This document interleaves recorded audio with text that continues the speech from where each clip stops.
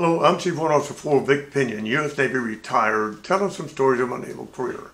This one is a continuation, part 2 of my capacitor selector valve defectively manufactured part story when I was aboard the aircraft carrier John F. Kennedy CV-67. I left off with where we had installed a new capacitor selector valve on the number 3 catapult. And launch valve stroke times were way off. Well, we did some measurements of that new valve. We pulled it off the catapult again. We took a bunch of measurements of everything about it. And we did the same measurements on the old valve that we had reassembled. And we discovered that the piston rod extended beyond the face of the valve by, as I recall, 32 thousandths of an inch, which could account for some differences. Okay, what are the differences? I don't know. We measured all individual parts. They all seem to measure out all right. So that meant that the valve seat inside that valve was either thicker or not fully seated inside the valve. Well, we tested that. We couldn't seat it anymore. Anyway, I decided, okay, don't trust this catapult to be safe to launch airplanes. I absolutely just do not trust it. I'm really sweating a load. So I decided that, I got the catapult in a down status. So I would draft a CASREP message back to the world, notifying of our situation and requesting guidance or tech rep, civilian tech rep to come out. Okay. It's the middle of the night, and my yeoman is in bed, but the ship's CASREP officer, who was also the ship's operations department head, kept the yeoman in his CASREP office 24/7. He had invited me to use that yeoman's services whenever I needed them, like in the middle of the night or something. The situation fit this perfectly. So I drafted the message up in rough draft pencil on yellow line paper, and I took it over there and had that yeoman to start typing up the CASREP message.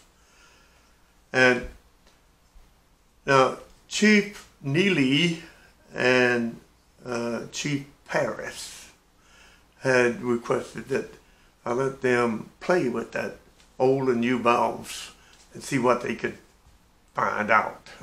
Go ahead, but keep good track of what you're doing.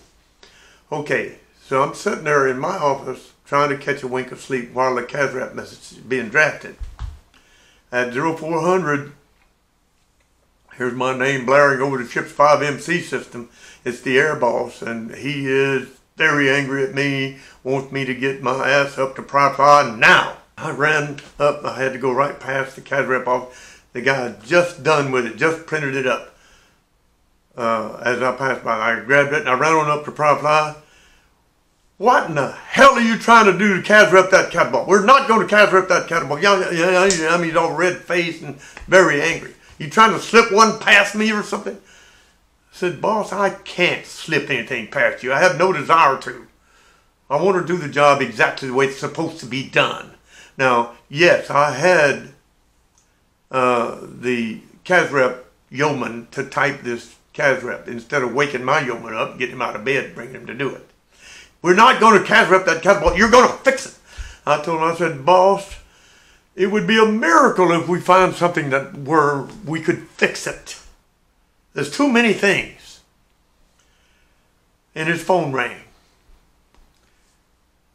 And he smiled and he handed me the receiver and said, is this your miracle, bosun?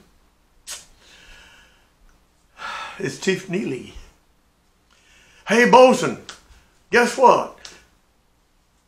We discovered that if we put the new valve's rod in the old valve's body, that the stem protrudes the same as the old valve stem did out of that valve body. I said, great. Install it in the cat and we'll run some tests and see what's coming up. Great. And the boss says, is this your miracle, bosun? I go, boss, I hope so. Anyway, he kept the CAS rep message. He wouldn't give it back to me. You know, you're not going to CAS rep. He didn't like CAS rep because he thought they were used to justify bad fitness reports. So he was not going to CAS rep. Anyway, I ran back down to the number 3 catapult, and we installed that new valve assembly. And in the process of doing so, we discovered a broken flexible coupling between the CSV and the shaft encoder that it drove. Now this flexible coupling, if it was to completely break apart, it would not drive the shaft encoder properly. It might hit it and change it a little bit here and there, but it could give a false reading and cause you to lose an airplane, put it in the water. Another, it turned out, defectively manufactured part. Okay, well, we weren't the only ship going through these problems. Other ships were too.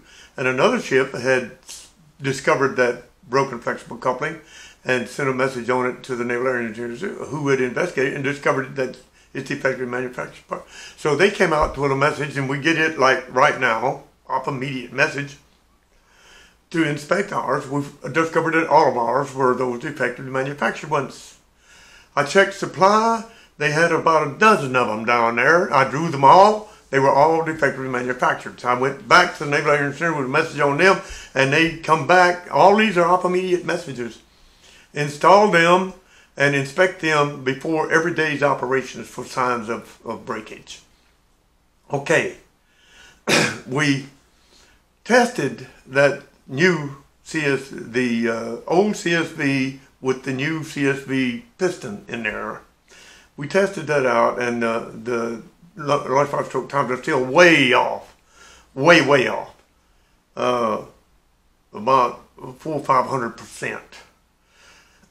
And so I drafted up another message to the Naval Air Engineering Center. I'm not about to okay up in this cat with that.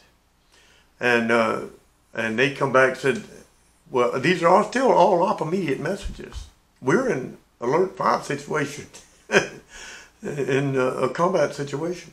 And they replied, said it should be safe to use. The captain called me up on the bridge when he got that message, and he showed it to me. He says, these guys just don't know, do they? He said, you draft up another off immediate message and ask them, is it safe to use or not? Which I did immediately, and he released it. He come back. It is safe to use, but you will notice about a 2 to 4 knot increase in catapult end speeds for the heavier, faster jets, which was true. It happened. Well, we used that catapult for the rest of that deployment. But defectively manufactured parts, my God, drove me wild. And that was because I think we had been excluded from the NAMP when it was done way back in 1958. This is 1984. And we're still excluded from it. But it's more justification for my aircraft launch recovery equipment maintenance program, which I had started working on way back when I was maintenance officer on the Midway years ago. But now it's coming about. But the NAMP had also driven the creation of the Aviation Supply Office in Philadelphia, and which was automated. Well, Catapult Rescue was not automated, so they created a branch of ASO just for Catapult Rescue and Vigilante Age parts, which was all done manually, which still caused us to have a lot of defectively manufactured parts and shortages of repair parts. Okay, end of this story. Y'all carry on.